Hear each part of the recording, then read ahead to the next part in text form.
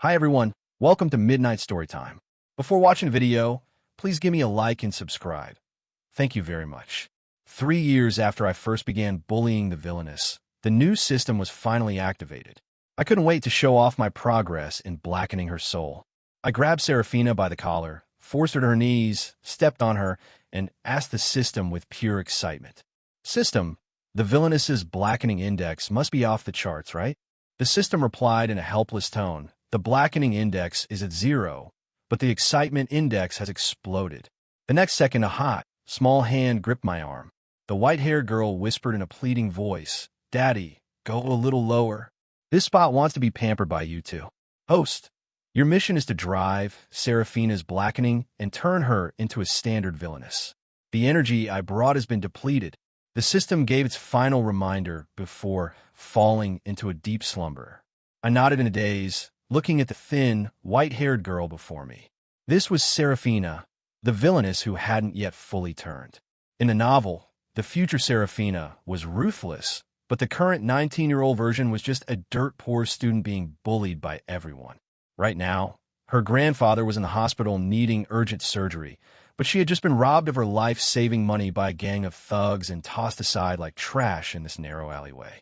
Driving her to the dark side should have been as easy as flipping a hand. I tilted my chin up and looked down at her. "Want to get revenge yourself?" But she just silently picked up her empty backpack, which had been picked clean. Seeing her about to leave, I immediately channeled the arrogant, cruel personality of the original host. I grabbed Serafina by the throat with one hand. She didn't resist, her pitch-black eyes staring at me with a dead stillness that made my skin crawl. I held her in place with one hand and called my bodyguards with the other to explain the situation. The family guard were no joke. Before long, a group of professionally trained guards hauled the thugs in like scruffy kittens and tossed them at our feet. Only then did I let go. With an arrogant sneer, I said, "You want to take revenge yourself? I won't let you. You'll never be able to settle your own scores. A great villainess who can't do anything to her enemies and can't even get her own revenge. Surely her blackening index will explode now," I thought. Amidst the constant groans of the thugs, I curled my lips and looked at Serafina with a wicked expression. Soon, a guard brought over a stack of money, crumpled bills and small change, totaling only a few thousand yuan, not even enough for one day of my pocket money. This was the money Serafina had earned working 2 whole months over the summer. I'm the one who got this money back, so I'll handle it however I want. I tapped my black leather shoe on the ground and casually tossed the cash into the air. Serafina's eyelashes flickered. She knelt to pick up the bills scattered on the ground, her face devoid of emotion. The next second, I stomped my foot on her hand. The pressure wasn't heavy, but the level of humiliation was extreme. She said nothing, those dark eyes looking up at me with a terrifying lack of emotion that made my heart tremble. Following my script, I ordered a bodyguard to strip off his coat and toss it to her. Keeping up my arrogant facade, I sneered, "Short on cash, aren't you? I happen to need a dog. Take the spot, and I'll cover your grandfather's medical bills in full." I raised an eyebrow, feeling a twinge of guilt. I had never been this cruel in my entire life. Without a moment's hesitation, she agreed. After a car accident, the system had brought me to this world. The Zhang family was originally childless, but my arrival changed fate, making me the most pampered young master of the household. I had lived in this novel for over a decade before the system recently reactivated my memories, tasking me with driving the villainess, Serafina, toward her blackening. Completing the mission would grant me life points and a ticket back to my original world. However, the system had since fallen into a deep slumber due to energy depletion. The Serafina of the novel was a twisted psychopath who couldn't stand seeing anyone else happy. Ironically, the protagonist came from wealthy backgrounds and constantly provoked her. In the end, Serafina effortlessly crushed the female lead's family power and dismantled the male lead's clan, leaving them to fight to the death. It wasn't until the very end that the protagonist captured her. Supposedly, after being reformed, she reached an epiphany and committed suicide, her body never to be found. But I knew better. How could a twisted villainess like her truly repent? Suicide? No. She simply found the protagonist too boring and the entire world too tedious, choosing to die in obscurity on her own terms. I brought Serafina back to the Jiang mansion, making her my personal servant and keeping her under my thumb. She was on call 24/7. I even made her withdraw from her classes to attend school with me as a specialized auditor. When the homeroom teacher introduced her to the class, it caused quite a stir because she was beautiful, breathtakingly so. It was the most captivating face I had seen in my 12 years in this world. Her phoenix eyes, with their slightly upturned corners, could easily enchant anyone. As the teacher prepared to assign her a seat elsewhere, I reminded myself, this is just a novel. Everything here is fake. I'm only doing this to go home. Stealing my nerves, I spoke in a voice dripping with malice. Serafina, get over here. A good dog sits next to its master. The classroom erupted in whispers. The looks directed at Serafina shifted from admiration to pure disgust. Yet, she seemed immune to their ill will, her gaze remaining eerily calm. She walked over, pulled out the chair beside me, and sat down as obediently as a wooden puppet. I gave her a light kick under the table and shoved my workbook toward her. I don't feel like writing. Do it for me. She remained composed. Yes, young master. The system still hasn't returned. I'm waiting with growing impatience, bullying Serafina every single day in the hopes that her blackening index will explode. That way, the moment the system reboots, I can go home immediately. On another evening after school, Serafina hadn't shown up in my room to massage my calves yet. Standing on the balcony, I realized she was squatting in the garden weeding. She worked with extreme focus, using a flashlight to illuminate the flowers as she pulled grass, completely unaware of my presence. These days, she was responsible for serving my meals, attending classes with me, ensuring my safety, and massaging my legs at night. Of course, under my malicious guidance, the other servants had followed my lead, dumping the dirtiest and heaviest chores on her. Yet, she never complained, silently finishing everything. It was past the time for my massage, but I didn't rush her. When she finally arrived, she looked clean and tidy. She must have showered and changed. Following her routine, she knelt on the carpet, poured massage oil into her hands to warm it, and lifted my calf. The moment her warm hands touched my skin, the heat made me instinctively recoil. The next second, I stepped my bare foot onto her shoulder. You're late. Her voice was colder than the dead of last winter. It won't happen again. I noticed something off about her, and I pressed my foot down harder. She didn't cry out, but her breathing became more labored. You're injured. Why didn't you say anything? I demanded. It's nothing, she replied, continuing the massage, but I suddenly grabbed her chin. Who gave you these bruises?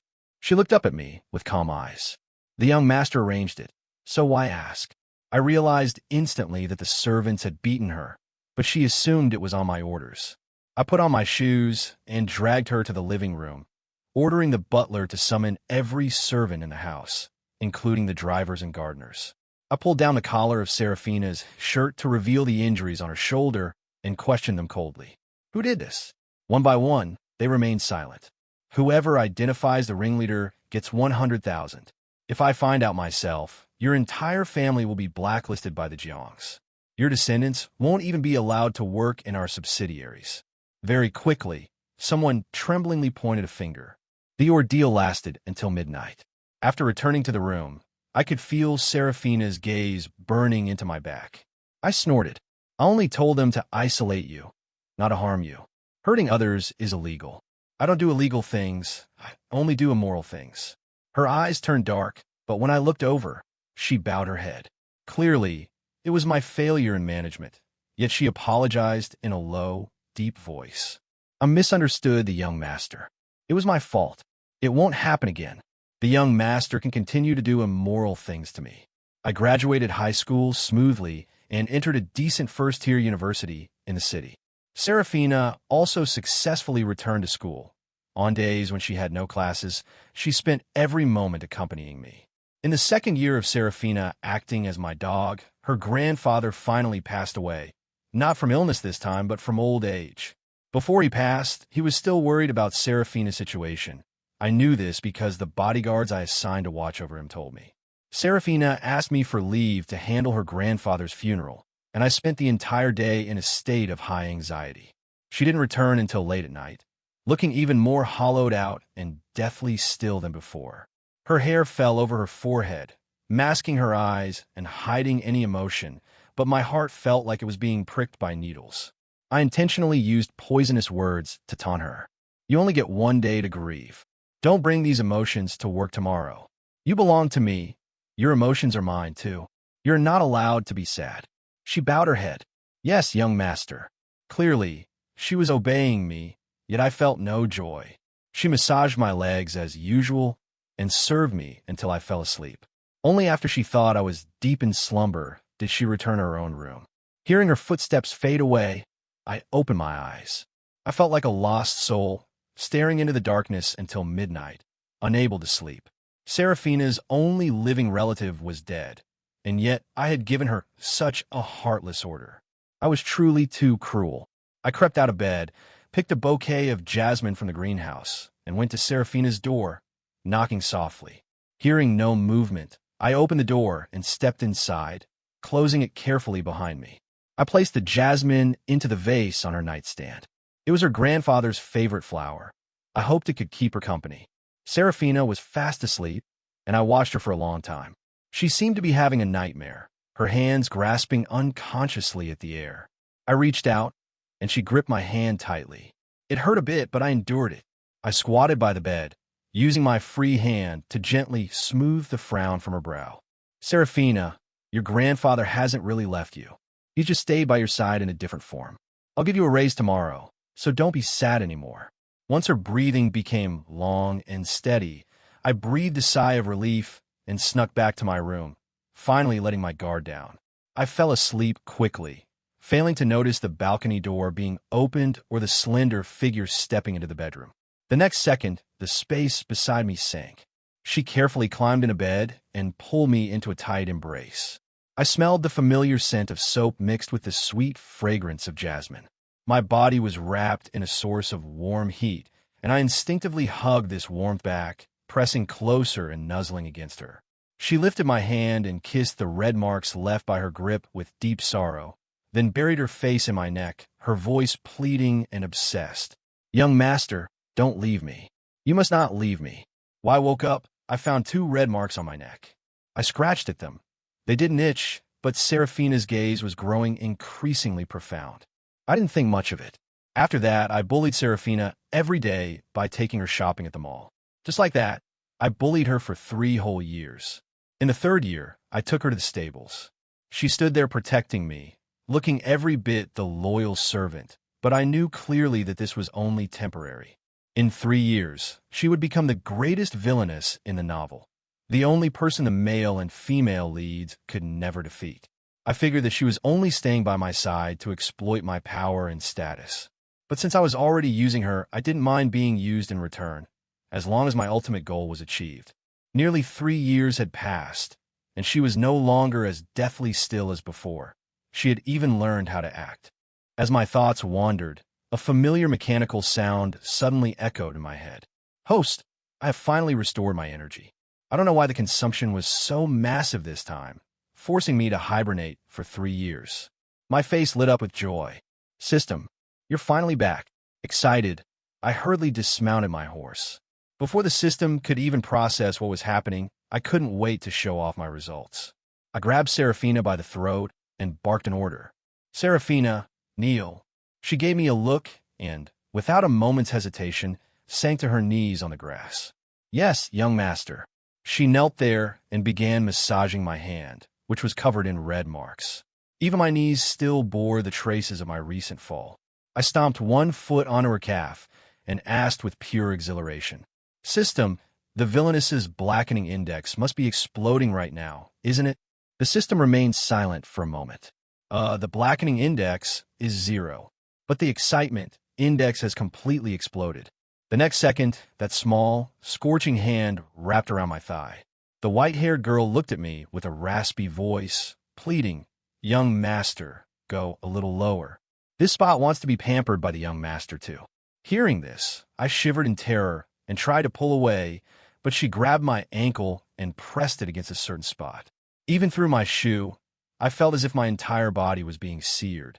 She let out a low, muffled moan, her eyes brimming with a smoldering fire.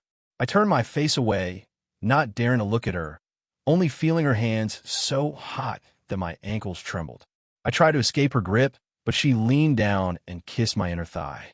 Her warm, damp breath fanned against me, sending a numbing itch straight to my marrow. A moment later, I snapped out of it and scrambled back. Serafina tilted her head, looking at me with feigned innocence. Young master, didn't you always like me doing this before? System, listen to my explanation. It must be because I used the wrong method. Let me try something else. I glared at her in a rage, gritted my teeth, and raised my hand to slap her.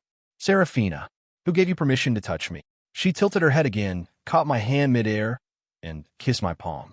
Looking up, she asked, "Does it hurt, young master?" "It's my fault. I accept my punishment." The system's silence was so loud it was practically deafening. I panicked. System, you have to listen to me. This is slander. She's slandering me. I've been diligently working on this mission for 3 years. You just got back. You can't believe her. The system replied, "Host, I understand. This is also a part of the mission. Keep pushing forward. I'm going back to sleep for a bit." Suddenly, I felt an itch crawling all over my body. After we returned, a torrential rain began to fall. Throughout that time, I didn't speak a single word to Serafina. She stared at me without blinking, wordlessly begging me to look back at her just once, but I refused. Even after returning to my room, I didn't utter a sound to her. I didn't let her feed me dinner, nor did I allow her into my room to serve me. Outside, the rain poured down like a waterfall, yet Serafina did not return to her quarters. I stood behind the floor-to-ceiling window, looking out through the balcony at the stone path in the garden. That familiar, thin figure was still there, kneeling perfectly straight. The cold, heartless rain lashed down on her, but she didn't move an inch. I pursed my lips, and the system's voice chimed in my head again. "Host, I didn't expect that after 3 years, the villainess's blackening index would still be a big fat 0. But don't worry, I have extensive experience in reading novels. To drive a villainess to the dark side, you must torment her body and soul. Especially a moment like this. You absolutely cannot soften your heart." I nodded, letting out a distracted grunt. Pretending not to care, I pulled the curtains shut and hurriedly climbed into bed, closing my eyes to force myself to sleep. Thunder rolled and rain crashed. Purple lightning flickered inside the room. I don't know how much time passed, but I suddenly bolted upright and yanked the curtains open. Serafina was still there, kneeling in a daze. The heavy rain howled like a wild beast, mercilessly pounding her body. Panic seized me. Without thinking, I grabbed an umbrella and lunged into the night, stopping the curtain of rain in front of Serafina to shield her. She looked up at me, her lips, pale from the cold, curling upward. "Young master, I was wrong. Please don't abandon me. And please don't stop talking to me." I grabbed her hand. It was as cold as ice, devoid of any warmth. Flustered, I patted her shoulder. "Serafina, are you stupid? Even a fool knows to go inside when it rains. As for you, if I hadn't come out, how much longer did you plan to stay here?" Her lips curved again as she spoke in a wheedling tone. "It's enough that the young master came."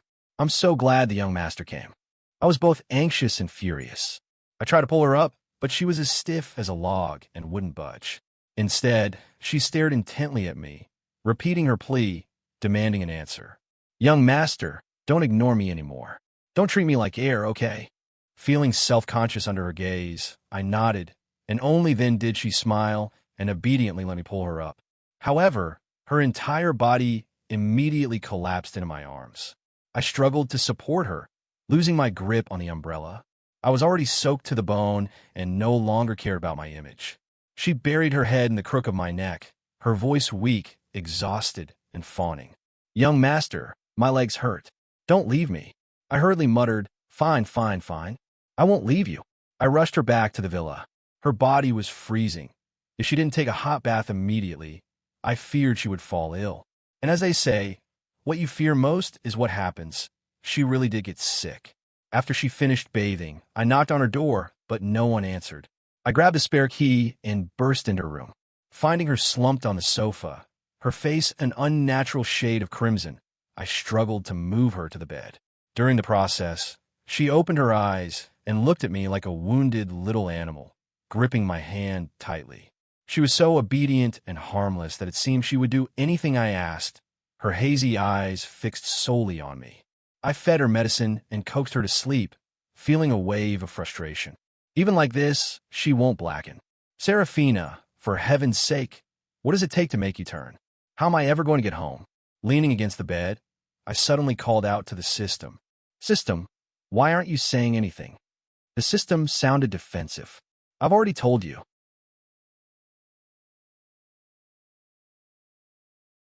Don't get it. The system sounded like it wanted to take over the mission itself.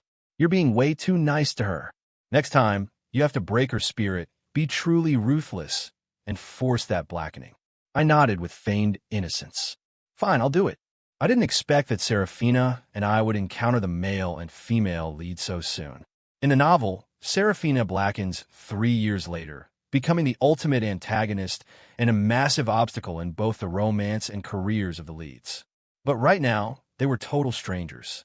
While I was in class, I suddenly heard a commotion outside, the sounds of a heated argument and what seemed like a physical fight. As soon as the bell rang, everyone rushed out to watch the drama. I didn't care much and was about to head out until a friend tapped my shoulder. Tristan, isn't that your little follower over there? I looked over. 2 people were at the center of the crowd. One was Serafina, who had clearly just been in a fight. Her expression was dark and so ferocious that no one dared get close. The other person had been beaten to the point of being unable to resist. The system chimed in. Host, that person is one of the girls who bullied Serafina before. She just insulted Serafina's late grandfather. I remembered her. Back in school, her grades were inferior to Serafina's, so she had hired thugs to bully her. That incident had caused Serafina to miss a monthly exam and lose 2 weeks' worth of living expenses. Later, this girl would be reformed by the male lead and become a loyal soldier for the protagonist squad. Just as I squeezed into the front, I saw a male student step in front of the bully. Classmate, hitting someone like this isn't right. Why don't you apologize to her? If you do, I'll make sure she doesn't press charges for the assault. My body went stiff. The male lead, Marcus, had arrived. Serafina paid almost no attention to Marcus. Her eyes scanned the crowd and locked onto me instantly. Young master. I had no choice but to walk over and stand before her. Marcus looked at me and gave a brief, simplified summary of what had happened from start to finish. My thoughts began to race. The system whispered, Host, this is it. A prime opportunity for the villainess to blacken. Quickly, stand with the male lead and crush the villainess's self-esteem. Marcus finished his explanation, looked at us, and said to me, So, please tell her to apologize to this student, and we can just let this matter go. I knew exactly how much her grandfather meant to Serafina. I also knew exactly what asking her to apologize right now would mean. I could feel Serafina's gaze burning into me, waiting for my word. The system's voice nagged me again. Host, don't soften your heart now. I clenched my fists and said in a frigid tone, Serafina, apologize. She snapped her head up, her dark eyes staring at me without blinking. I didn't hit her for no reason. She was the one. I didn't wait for her to finish. Increasing my volume, I commanded, apologize. My face remained expressionless, but my heart was churning with discomfort. She bit her lip, looking at me with stubborn defiance. The next second, I raised my hand and slapped her across the face in front of everyone. Even Marcus stood there, stunned. Serafina's head jerked to the side from the force, a red handprint blooming on her skin. After a long silence, she finally moved, slowly turning back to look at me. Her face was a mask of coldness as she spoke to the gloating classmate. I'm sorry. I shouldn't have hit you. It was my fault. Even though she had done exactly what I asked, my heart felt like it was being pierced by needles. Even when the system announced that Serafina's blackening index had increased, I felt no joy. I could only squeeze my palms tighter, desperate to hide the shame consuming me. This girl had bullied Serafina before, yet I forced Serafina to apologize, stripping her of her dignity in public. After we returned, Serafina locked herself in her room. I thought she would hate me to her very core, but shortly after, the system spoke. Host, the villainess's blackening index has returned to 0. I was shocked, nearly unable to believe it. Did she just forgive me like that? She was like a machine, always able to process her emotions perfectly, always protecting me. I had forgotten that she, too, could feel pain. I locked myself in my room as well, just because she was the villainess. Even if right now she was just a poor girl being bullied, I felt forced to drive her to darkness using any means necessary. But the upbringing I received since childhood was to live in harmony with others. Before traveling to this world, I had never even had a heated argument with anyone, let alone known how to use profanity. But now, I was using poisonous words to stab Seraphina's heart over and over again. This system is truly terrible. Is the only way for me to finish the mission and go home to constantly humiliate her like this? I didn't want to do it anymore. Perhaps in the pages of this novel, she becomes a heinous villainess. But in my eyes, she was just a pitiful person who had lost her only family.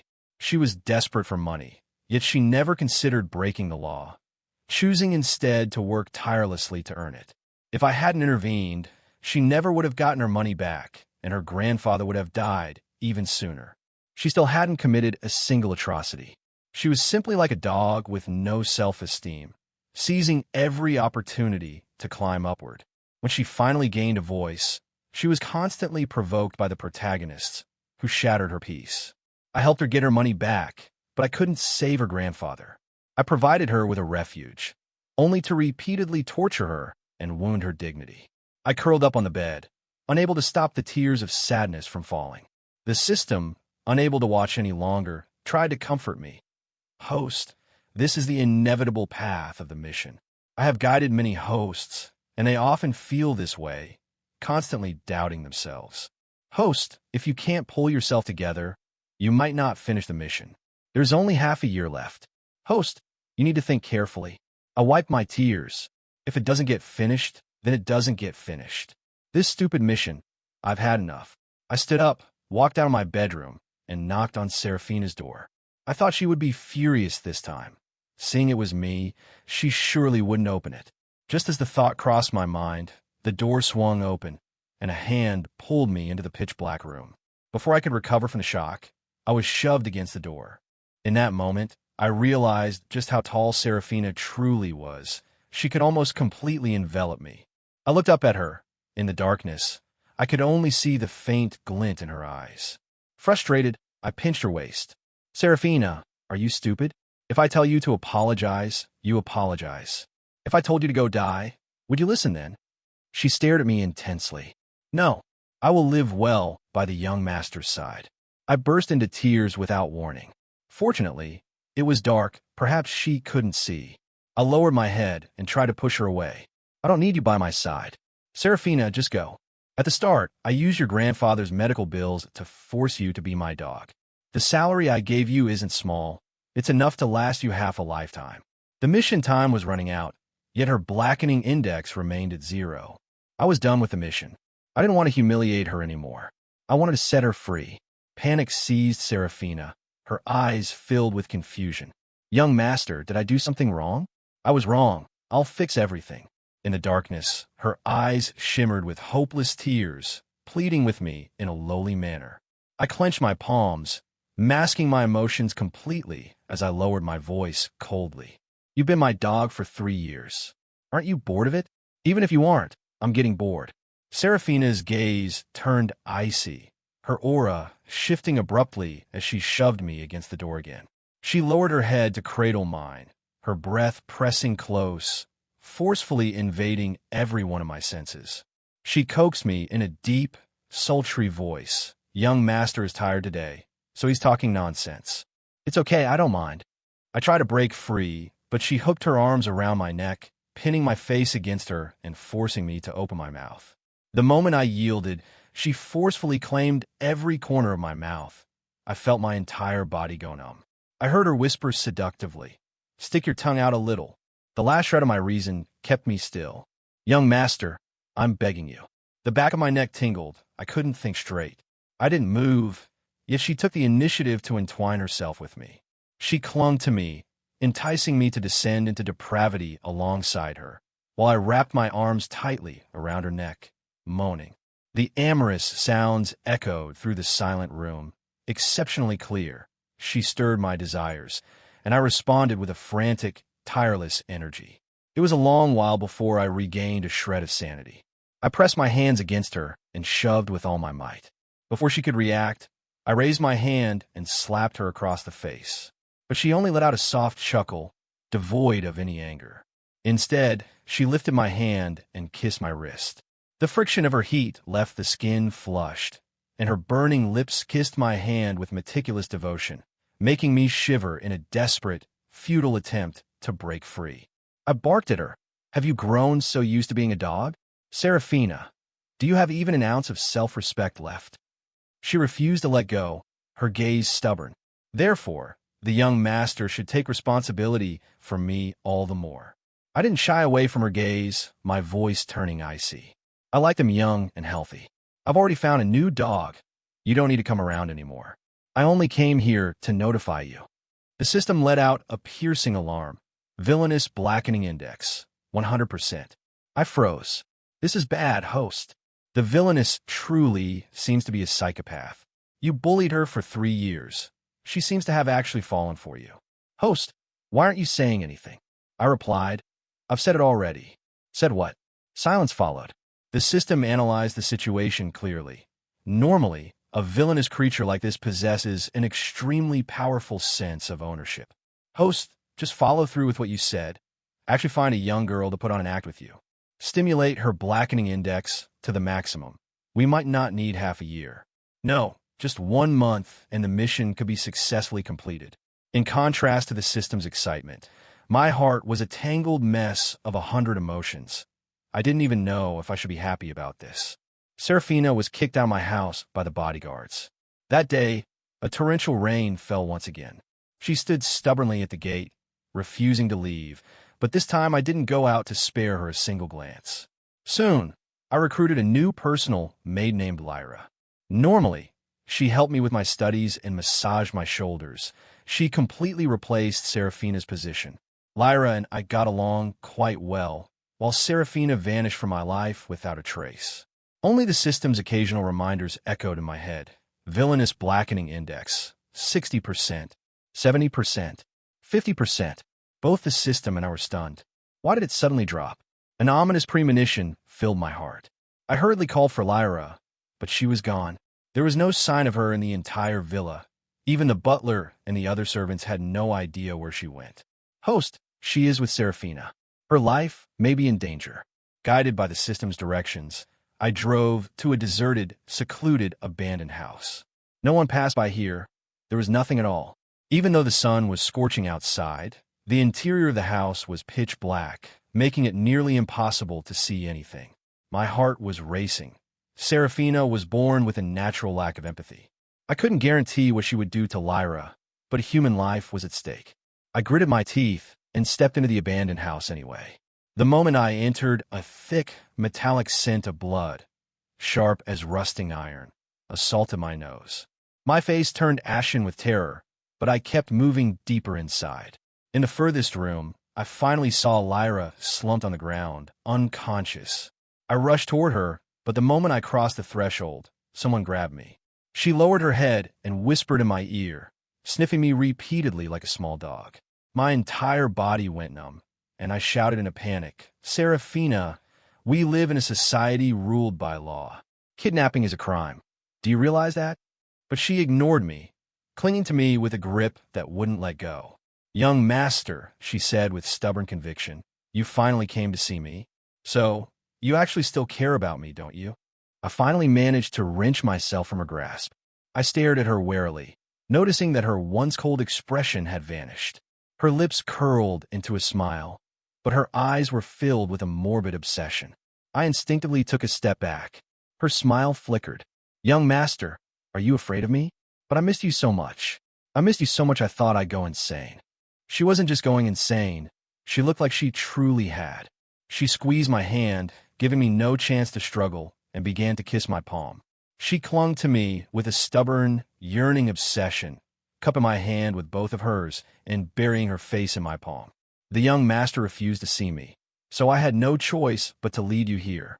This person took my place. She shouldn't have been allowed to stay."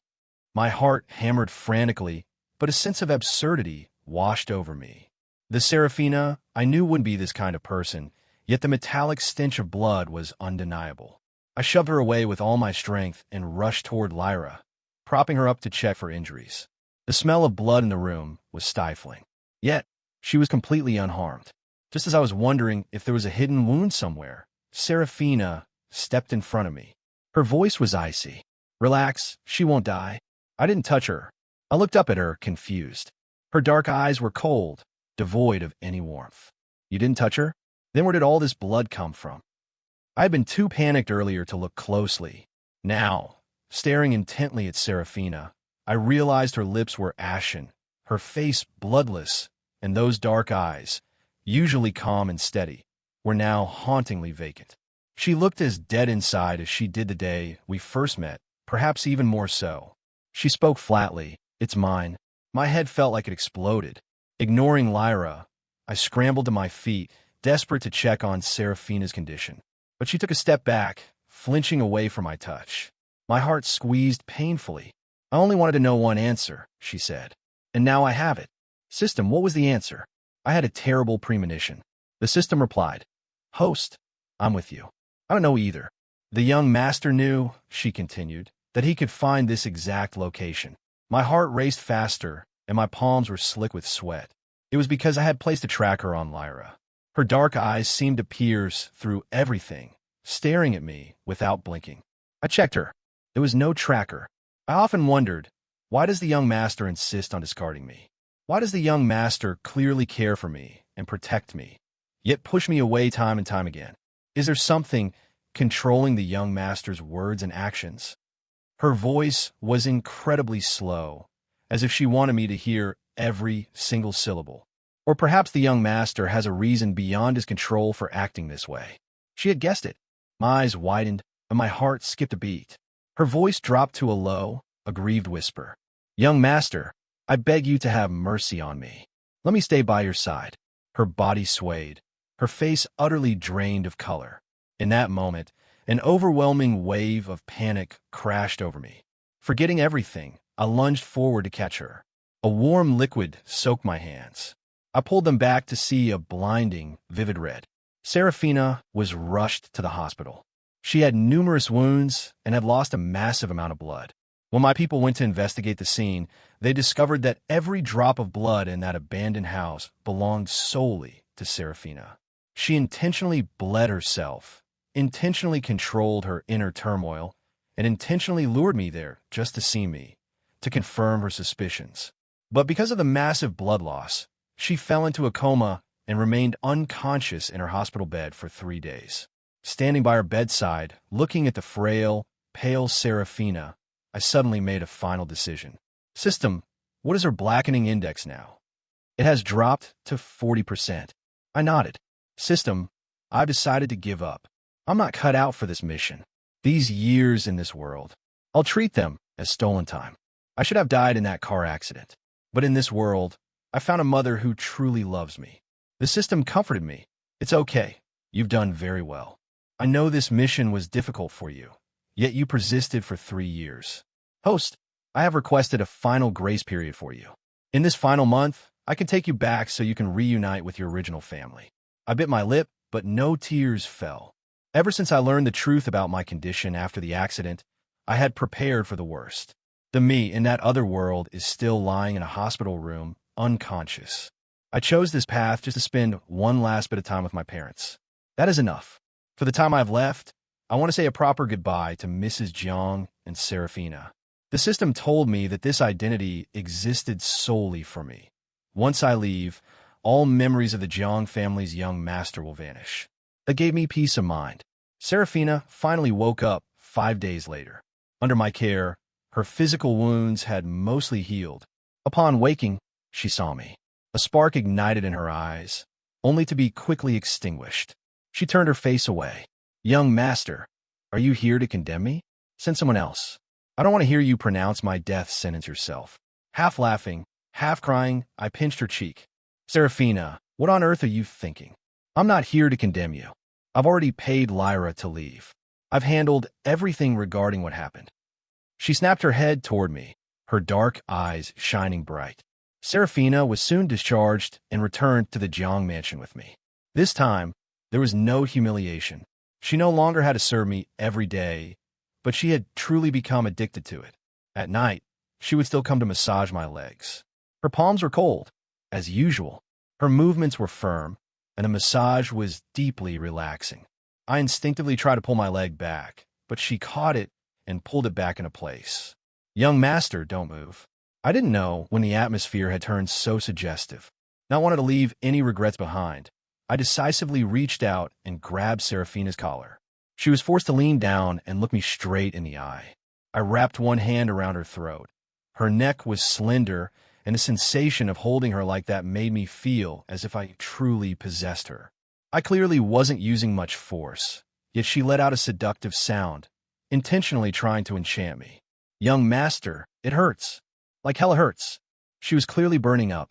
She was sick. In that case, I had to examine her myself. A whirlwind of motion followed. I sat atop her, and we shifted onto the bed. I purposefully pressed my foot against her lower abdomen, tracing the lines of her body. Her dark eyes gazed up at me with pure infatuation. Her burning hand gripped my ankle, pulling it down as she spoke in a raspy, pleading voice. "Young master, go a little lower. This spot wants to be pampered by you too." Everything was just like it had been at the start. I applied a bit of pressure with my foot, listening to her ragged, hurried breaths. Her dark eyes were brimming with a smoldering fire. The corners of her eyes flushed red as she stared at me with raw hunger. It was agonizing. I had never realized before just how thick-skinned she could be, but I found that I quite liked it. I slowly crawled over her, biting her neck and her collarbone. "Serve me well, Serafina," I whispered. "Make me happy." I remembered how soft her lips were, how smooth her skin felt, but I had never gone any deeper until now. With only 1 month of life left, leaving without experiencing this would have been a lifelong regret. I stayed behind her, taking control of the rhythm myself. She loved hearing me say her name. My eyes grew vacant, yet I still held her throat, calling out to her. "Serafina, Serafina." She basked in it. Perhaps because I was leaving soon, I was exceptionally bold tonight, my actions borderline reckless.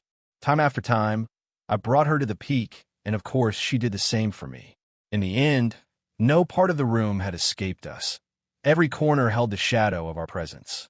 She called my name over and over again as we found happiness together. Later, I celebrated an early birthday with Mrs. Jiang, giving her a gift I had made with my own hands. She was usually very busy and didn't pay much attention to me, but I knew she loved me dearly and never let me want for anything. The day I decided to leave, I smiled and told Serafina to go to the eastern part of the city to buy the peach blossom cakes I loved most. In the entire city, only that one shop could recreate the flavor I craved. Only after she departed did my smile slowly fade away. "System, take me away. Take me out of this world." I thought to myself that I had no regrets left. After all, everyone would forget me. The system hummed an answer, but I suddenly changed my mind. I wanted to see Serafina one last time. Wait a little longer. If she isn't back in half an hour, we go. Half an hour passed, yet there was no sound of her at the main gate. I was about to call the system when the bedroom door was suddenly flung open. I didn't dare turn around as I heard Serafina's trembling voice ask me, "Young master, where are you going? Is it because I took too long to buy the cakes? It's my fault. From here to the east side, a round trip usually took half an hour, and that shop always had a queue. Yet, she had miraculously made it back within 30 minutes. I turned around to see large tears streaming from her eyes as she stared at me with stubborn desperation. "Young master, do you love me?" I shook my head, and the light in her eyes shattered bit by bit, returning to that hollow, dead stillness from when we first met. Her voice was harsh. "Are you going to abandon me again?" I knew I loved my real family, my friends, and my own life. That was why I couldn't stay. It was why I had initially resisted the mission, yet eventually carried it out without hesitation. But I also truly loved everything in this world. I loved Mrs. Jiang, I loved the friends I made here, and I loved Serafina. My body began to vanish rapidly. Unable to believe her eyes, Serafina lunged toward me frantically. In the end, she caught nothing but air. The 2 boxes of peach blossom cakes she had brought back for me fell to the ground, shattering into pieces, unheeded by anyone. I woke up to see my parents, their eyes brimming with tears. I threw myself into their arms, my own tears flowing freely. "Mom, Dad, I'm back. It's so good to be back." I should have died in that car accident. I never expected to have an extra month to say a proper goodbye to my parents. I seem to be truly recovering. My family took me home from the hospital and started me on physical therapy. I constantly made them laugh, all the while silently counting down how many days of life I had left. As more than half a month passed, I often found myself suddenly remembering Serafina. I wondered how she was doing now. Quickly, I would shake my head. She had surely forgotten me long ago. Just as I finished writing my will and prepared to hold a farewell party for my family, the system, which hadn't appeared in a long time, resurfaced. Host, the villainess's blackening index has exploded. Congratulations, host. You have finally completed the mission successfully. Completed? I could hardly believe it. The joy I had imagined didn't come. Instead, a tide of sadness washed over me. The grief enveloped me, thick and suffocating. I clutched my chest, barely able to breathe, as tears raced out of my eyes. How is Serafina now? Without me, will she follow the original plot and find a deserted place to commit suicide? The system replied, the villainess, she's gone. Less than a year after you left, she vanished without a trace. No matter how hard I searched, I couldn't find her. Time moved differently there than it did in this world. Panic seized my heart, and I canceled the farewell party. For days, I couldn't find a moment of peace. My heart felt squeezed, a mixture of agonizing pain and a strange, lingering sweetness. One day, while out buying groceries, there seemed to be a commotion up ahead. A crowd had gathered, and I stood on my tiptoes behind them, curious to see what was happening. Suddenly, someone shoved me. A girl nearby lost her balance. No one was paying attention to her. I reached out and caught her, pulling her toward me with a bit of force. A strangely familiar sensation washed over me as the girl grabbed my hand. I lowered my head, repeatedly apologizing and trying to pull away, but she held on tight. Young master, I found you. I froze in shock. Meeting my gaze was a pair of familiar dark eyes. It was Serafina. I secretly brought Serafina back to my house. She told me she had a new identity, but she was orphaned with no home and no one to turn to. She could only rely on me. My parents were currently away on a second honeymoon, so they hadn't returned yet. How did you come to this world? I asked her. How did you know I was here? Ever since we reunited, her gaze hadn't strayed from me for a single second. Even when I went to get her a glass of water, she followed me, staring intently. I didn't even dare to blink while she watched me. I gambled my life against the heavenly Tao, she whispered. I bet that you like me. I bet that you love me. I found you, and you won't abandon me again. Fortunately, I won the bet. The young master has brought me home again. What do you mean? My fingers trembled, and my breath grew shallow. I anxiously grabbed her collar. Did you trade your lifespan for this? Serafina, are you out of your mind? Seeing that I was truly angry, she intentionally leaned into my chest, complaining pitifully, young master, it hurts. I couldn't stop the tears from falling again as I scolded her through my sobs. Serafina, are you stupid? If you knew it would kill you, why did you still come? She suddenly wrapped her arms tightly around my neck. The young master also knew he was going to die, yet he still couldn't bear to torment me.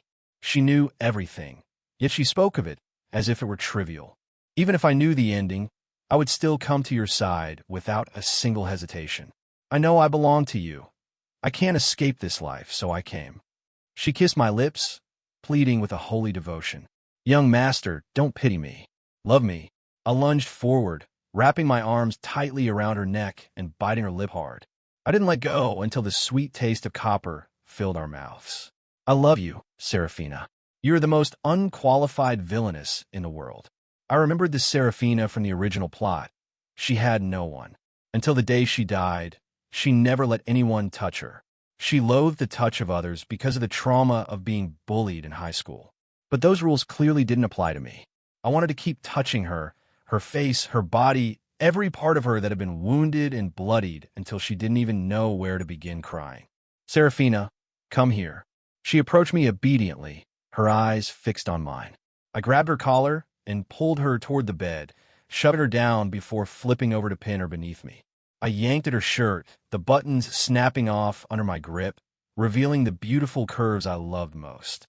Without hesitation, I reached out to claim her. Serve me well. If I'm not satisfied, I'm returning the goods. For now, Just lie there and be good. I took out a cord I had prepared earlier and wound it around her wrists, loop after loop, ensuring she couldn't struggle. This is all your fault. It's your obsession, your sickness that made it so I could never escape you. I pinched her chin and patted her cheek lightly. It's all because of you. Her lips curved into a submissive smile. Yes, it's all because of me. I leaned over her, listening to her soft, hitched breaths, completely ignoring the mechanical chime of the system echoing in a forgotten corner. Villainous happiness index exploding. Lifespan restoration in progress. The story is complete.